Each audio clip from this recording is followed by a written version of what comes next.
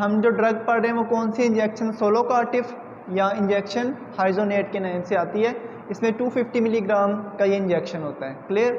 तो साल्ट कौन सा होता है, हाइड्रोकॉर्टिसोन सोडियम सक्सीनेट। और क्लास ऑफ ड्रग कौन सी है, it is steroid, corticosteroid. Clear हो गया।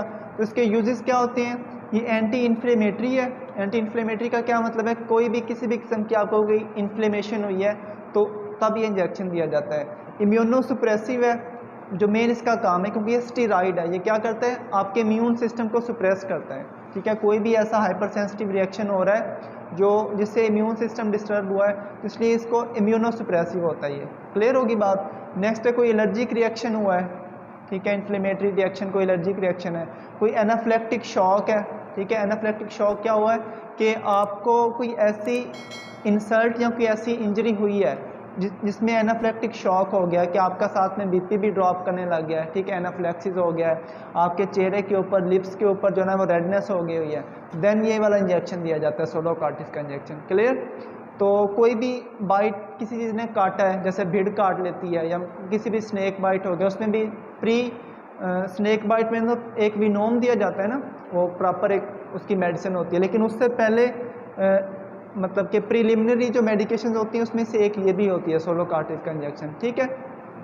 और साथ में एक्जिमा अगर हो रहा है, एक्जिमा क्या होता है कि किसी को रेड से स्पॉट्स बन जाना फेस के ऊपर, ठीक है, या पूरी बॉडी के ऊपर, वो एक्जिमा होती है, स्किन की एक डिजीज़ है। ठीक है, अगर वो एक्यूट में है, कोई इन्फेक्शन का आ रही है, तो तब भी आप कौन सा इंजेक्शन दे सकते हो, सोलोकार्टिफ।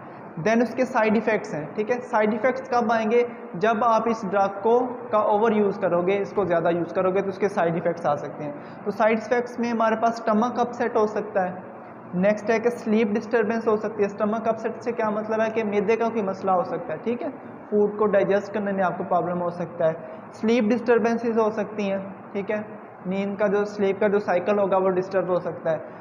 और उसके बाद है कि जो इंजेक्शन साइट होती है ना, जहाँ पे इंजेक्शन लगेगा, वहाँ पे रेडनेस हो सकती है।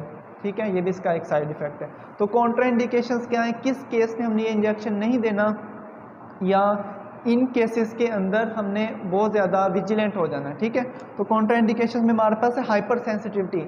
हाइपर सेंसिटिविटी से मतलब यह है कि पेशेंट पहले ही बहुत ज़्यादा सेंसिटिव है।